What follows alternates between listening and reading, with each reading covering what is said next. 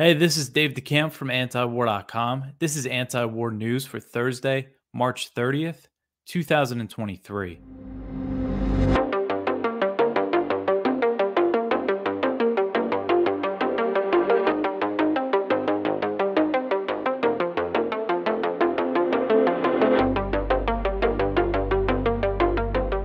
All right, the first story at the top of antiwar.com today. Zelensky says that he might have to compromise with Russia if he loses Bakhmut. So Zelensky, the Ukrainian president, he told the Associated Press on Wednesday that if the Donbass city of Bakhmut falls to Russia, he would be pressured to compromise with Moscow. Zelensky said that Ukrainian society will feel tired if Russia wins in Bakhmut.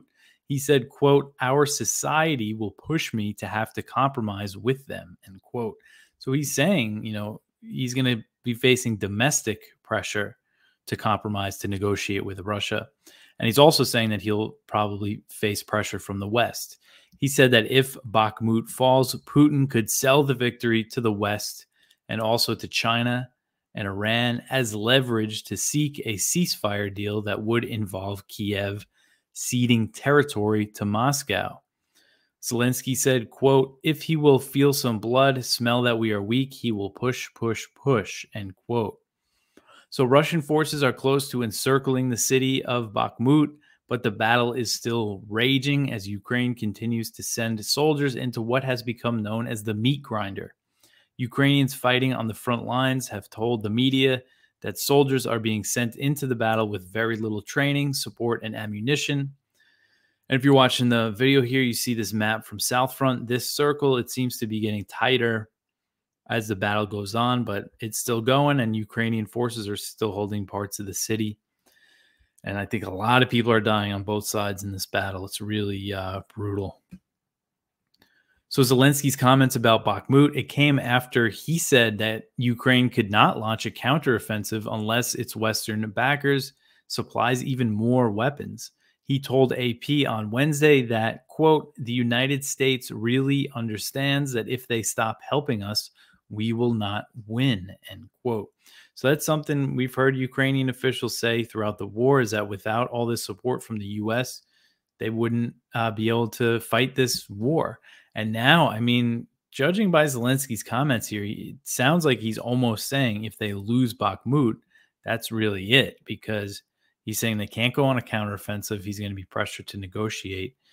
And, now Russia, any deal with Russia, Russian officials are saying that these territories, Zaporozhye, Kherson, have to be part of Russia, or at least the territory that they control in these oblasts for any future peace deal. So Ukraine stands to lose a lot more territory than it did in the way beginning of the war, when the U.S. and its allies discouraged peace talks.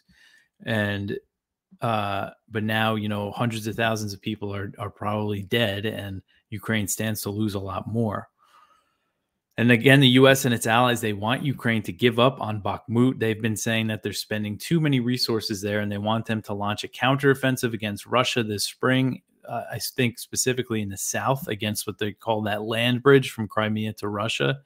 But it seems unlikely now, but who knows? Predicting this war, I think, is a losing game. So I think anything could still happen here. But right now, and judging by Zelensky's comments, this is the first I've seen of him talk about even the word compromise with Russia, in this war. So this could mean something. So we'll see how things go over the next few weeks. All right, the next one here. Russia says that Ukraine is using a longer range U.S. provided rocket. So Moscow announced that it downed for the first time a longer range rocket that the U.S. has provided to Ukrainian forces. The Russian Defense Ministry said that it downed a ground-launched small diameter bomb. That's the GLSDB. And this is a munition that is made by Boeing that can hit targets up to 94 miles away, which is nearly twice the range of the missiles that Ukraine's armed forces have been using with the U.S.-provided HIMARS rocket systems. They have a range of 50 miles, the rockets that the U.S. has been sending them to use with those HIMARS systems. And how I understand it, these new bombs, the Boeing-made ones, could also be fired from the HIMARS systems. So the U.S. said that it would provide Ukraine with the GLSDBs as part of a $2.2 billion weapons package that was announced in early February. The provision of these bombs, it marks a significant escalation of U.S. support as Kiev can use the bombs to hit targets deep inside Russian-controlled territory. This was back in February when the Pentagon first announced that they were providing Ukraine with these longer range rockets. The Pentagon said, quote, "This gives them a longer range capability, long range fires capability that will enable them again to conduct operations in defense of their country and to take back their sovereign territory in Russian occupied areas," end quote. So reports at the time when they first announced that they were going to send these bombs, it said it could take up to 9 months to get them in Ukraine's hands. But here we have, it sounds like they're already there. And Boeing, who makes these bombs, they've been pushing the Biden administration since last year. They've been pushing for a while for them to give these to Ukraine so they can make money off of it. And they said last year that they could have them ready to go as early as spring 2023. So here we are in the beginning of spring, and Russia is saying that they're downing these bombs. They just said they downed one. So it's not clear how many they've sent. And the U.S. didn't say how many of these specific rockets that they're going to send. All right, the next one here, this is from Kyle Anzalone and Connor Freeman over at the Libertarian Institute. The White House wants to form an international tribunal to prosecute Russian leader for war crimes. So after months of indecision, the Biden administration has come out in favor of using international mechanisms to punish Russian officials for what they call crimes of aggression in Ukraine. The White House has resisted Kiev's efforts to prosecute President Vladimir Putin and other leaders at the International Criminal Court, the ICC, over fears that American officials could face similar accountability. But it seems like those fears are gone now as they're backing the ICC opening this warrant up for Putin. So U.S. Ambassador at Large for Global Criminal Justice, Beth Van Schack, announced the decision on Monday. She said, quote, "At this critical moment in history, I am pleased to announce that the United States supports the development of an internationalized tribunal dedicated to prosecuting the crimes of aggression against Ukraine. There are compelling arguments for why this must be prosecuted alongside crimes that are being investigated by the ICC," end quote. So Van Schack also discussed involving the Ukrainian judicial system and the European Union Court in the prosecution. And, you know, Kyle and Connor go on to explain how the U.S. has pressured the ICC whenever they try to, investigate U.S. war crimes or Israeli war crimes, and kind of the hypocrisy from the U.S. on this issue. Especially, Blinken specifically said back in 2021 that the ICC shouldn't be able to investigate, non-party members like the U.S. and Israel, and Russia is also not a party to the court. All right, the next one here. China warns that it will respond to the Tsai-McCarthy meeting. So China on Wednesday warned that it would respond if Taiwanese President Tsai Ing-wen met with House Speaker Kevin McCarthy while she visits the U.S. as part of a trip to Central America. So Tsai departed for her trip to Guatemala and Belize, which are two countries that maintain formal diplomatic relations with Taipei. On the way there, Tsai will spend 2 days in New York, and on the way back, she will stop in Los Angeles on April 4th and 5th, where she's expected to meet with McCarthy. So Beijing views any official contact between Taiwan's president and high-level U.S. government officials, such as McCarthy, as an affront to the One China policy. Back in August 2022, China launched its largest ever military exercises around Taiwan in response to then House Speaker Nancy Pelosi visiting the island. So Zhu Fenglian, a spokeswoman for China's Taiwan Affairs Office, said that if Tsai, quote, has contact with U.S. House Speaker McCarthy, it will be another provocation that seriously violates the One China principle, harms China's sovereignty and territorial integrity, and destroys peace and stability in the Taiwan Strait. We firmly oppose this and will definitely take measures to resolutely fight back, end quote. So Tsai has traveled to the U.S. as president several times before, most recently in 2019. I don't think she's met, with a House Speaker or anybody that high level when she made these trips. And they do them as stopovers. They're not official visits. She's not going to D.C.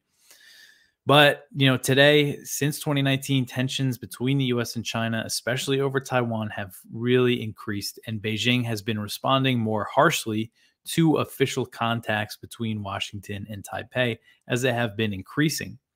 The White House said Wednesday that China should not take any action in response to Tsai's trip, insisting that it's not an official visit. So this was John Kirby, the White House National Security Council spokesman. He said, quote, It is Taiwan's decision to make these transits based on their own travel. Transits are not visits. They are private and they are unofficial," end quote. So later in the day, Xu Shuyan, the charge d'affaires at China's embassy in Washington, rejected the White House. That's because they don't have an ambassador right now. King Gang, who just took over as China's foreign ministry, was the ambassador, so I guess they haven't replaced him yet. But anyway, so Xu rejected the White House's position and warned that a Tsai-McCarthy meeting could lead to a confrontation between the U.S. and China. She said that the U.S., quote, should not use past mistakes as excuses for repeating them today, whether it is Taiwan leaders coming to the United States or U.S. leaders visiting Taiwan. It could lead to another serious, I repeat, confrontation in the China-U.S. relationship, end quote. So it doesn't sound good. It sounds like they might treat this the same as when Pelosi went to Taiwan. And, they could really launch those huge drills in response. Since Pelosi went, they've kept up the pressure. They've made crossing that median line that separates the Taiwan Strait a normal thing. So it looks like China wants to show the U.S. and Taiwan that they're very, very serious about their opposition to these sort of contacts. So I think we might see, some more major drills, maybe another simulated blockade or something like that. I'm not sure exactly how this is going to go. And I know McCarthy, he was convinced by Taiwan not to go visit, to do the meeting in the U.S. as an attempt to not provoke such a big reaction from China. But McCarthy's still saying that he wants to go. He hasn't ruled out visiting Taiwan himself. All right, the next one here. This is from the South China Morning Post. A Chinese think tank says that the U.S. has stepped up its South China Sea visits to serve its political and diplomatic agenda. So the U.S. intensified military operations in the South China Sea last year to promote its political and diplomatic agenda, a Beijing think tank says. So this is the South China Sea Probing Initiative, and they track U.S. military activity in the South China Sea and other areas in the region. And they're based in Beijing. And basically, they issued this report on U.S. military activity in the South China Sea, which since 2009, since the Obama administration, has really escalated. Trump really ramped things up. Biden came in and ramped things up even more. His first year in 2022, it looks like overall activity dipped a little bit. But this is kind of saying that it's becoming more politicized. And I think that's probably a fair assessment based on, the rhetoric from the U.S. military. So the assessments were published in the initiative's annual report monitoring U.S. military presence in the South China Sea and other waters near China. The report said that U.S. military operations were further politicized last year with greater media coverage of the movements and discussion of Chinese maneuvers. And I think that's true because for a while I was tracking this stuff real close and it wasn't getting much coverage. Now it gets a lot more. So according to this think tank, in 2022, there were about 1,000 sorties by large U.S. reconnaissance aircraft in the South China Sea region. So 1,000 sorties. So I know in 2021, I think it was about 1,200. So there was a little less, but that's still a lot. And that 1,200 was a big increase from the earlier years. They also marked 8 entries by U.S. aircraft carrier strike groups and amphibious alert groups, and at least 12 by nuclear-powered attack submarines. It says that the number of entries by the aircraft carrier strike groups dropped compared to the year before, but they stayed in the area longer, rising from 4 to 6 days per visit in 2021 to more than 10 days per visit last year. So less ships went in, but the ones that did go in stayed longer, so maybe more of a persistent presence. So the report said, quote, the frequency and intensity of the U.S. military activity in the South China Sea are increasing further, and the actions are becoming bolder and more aggressive with a level of excitement that has long surpassed that of the Donald Trump administration, end quote. And the report also said that the U.S. has significantly increased its reliance on Philippine military and sea bases. They're deploying more spy planes from the Philippines, and we're going to see that increase as the U.S. is expanding its military presence in the Philippines. All right, the next one here, more Israeli airstrikes in Syria. Israeli airstrikes hit Damascus early Thursday morning and wounded 2 Syrian soldiers. Syria's Sana'a news agency has reported. The report said that explosions were heard in Damascus at 1:30 a.m., and a Syrian military source said Syrian air defenses were confronting hostile targets. So besides the 2 wounded soldiers, material damage was reported as well. The Israeli warplanes launched the airstrikes from the direction of the Golan Heights, and Israel has not commented on the news and typically does not take credit for individual strikes in Syria. The incident marks the 4th time this month that Israel launched airstrikes in Syria. 2 of the operations targeted the Aleppo International Airport and temporarily shut it down. And of course, that airport is a key channel for earthquake relief because Aleppo was destroyed by this earthquake. Not destroyed, but there's a lot of damage from the earthquake, and it's a city that's been struggling to rebuild from war due to the U.S. sanctions that specifically target reconstruction. So Israel bombs the airport that's receiving these aid flights twice in the month of March. But it's the 4th airstrike by Israel overall this month. And also, of course, the U.S. Launched airstrikes in Syria, in eastern Syria, last week. So Israeli officials claim that their airstrikes in Syria are operations against Iran or against Iranian weapons shipments, but they often kill Syrians and damage civilian infrastructure. All right, the next one here. The Senate votes to repeal the Iraq war authorizations for the use of military force. So this was on Wednesday. These are the AUMFs. They voted to repeal the 2002 AUMF used for the invasion and the 91 AUMF that was passed for the Gulf War. The bill passed in a vote of 66 to 30 and now heads to the House.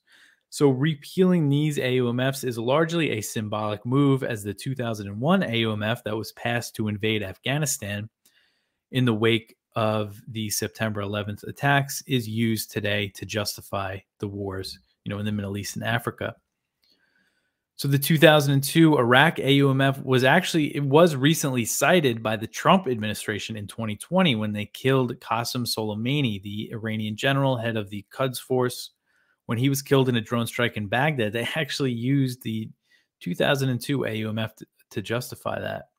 But since then, showing that it doesn't really matter what kind of authorities they actually have, President Biden has cited Article 2 of the U.S. Constitution to justify airstrikes in Iraq and Syria, claiming that they were launched in self-defense of U.S. forces who are illegally occupying Syria.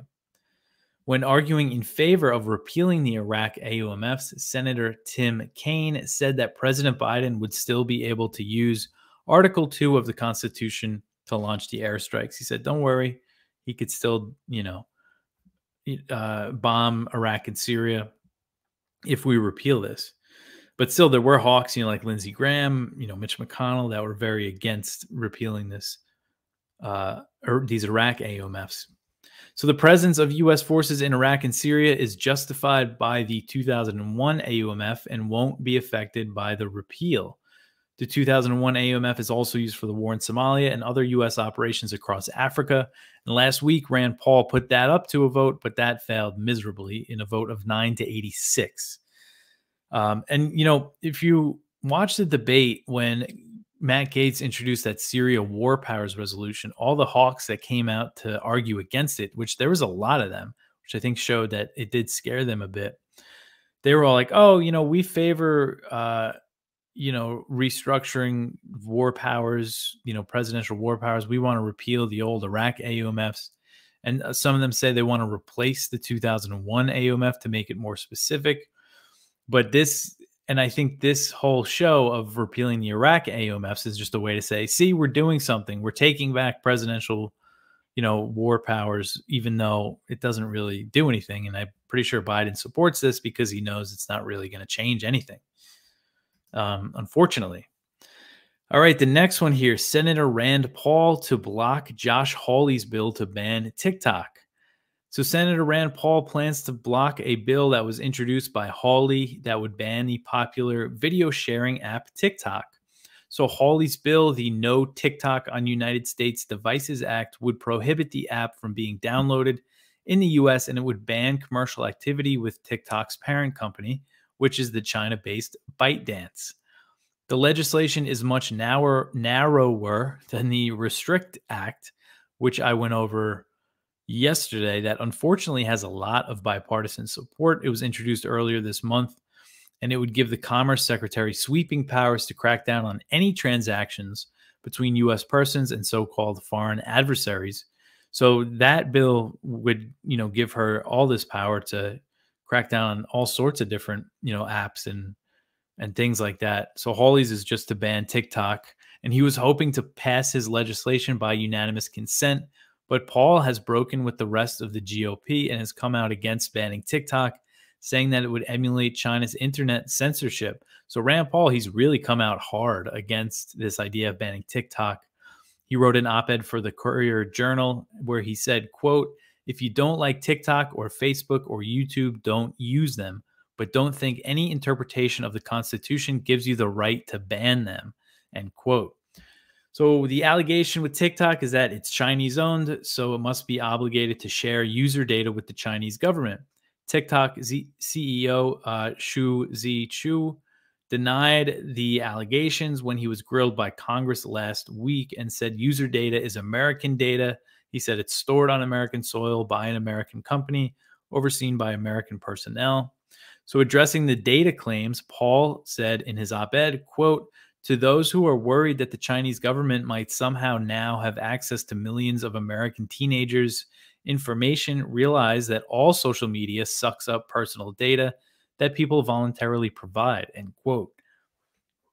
So Paul also pointed out that TikTok is cooperating with the Committee on Foreign Investment in the U.S. to make sure all data on Americans is protected from any Chinese government snooping. He also said that TikTok has agreed to house all data on Oracle's cloud with access to U.S. government oversight. The Kentucky senator pledged to uphold the Bill of Rights and said that any attempt at a congressional ban would likely be overturned by the Supreme Court.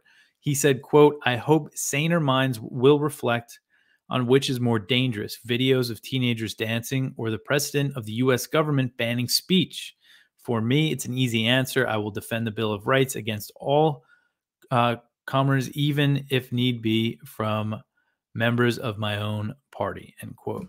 So I think that's good that he's going to block Hawley's effort because, even if they did ban TikTok, obviously, that is an infringement on the First Amendment. And it would set such a dangerous precedent. So it's not as bad as this Restrict Act, but it's still really bad. And, this is just the beginning of this kind of new Cold War with China. And this is just a taste of kind of the power grabs that the government is going to try to make, citing China as this big boogeyman. More is to come after this if they get away with this one. All right. The last one here, Saudi Arabia to join the Shanghai Cooperation Organization.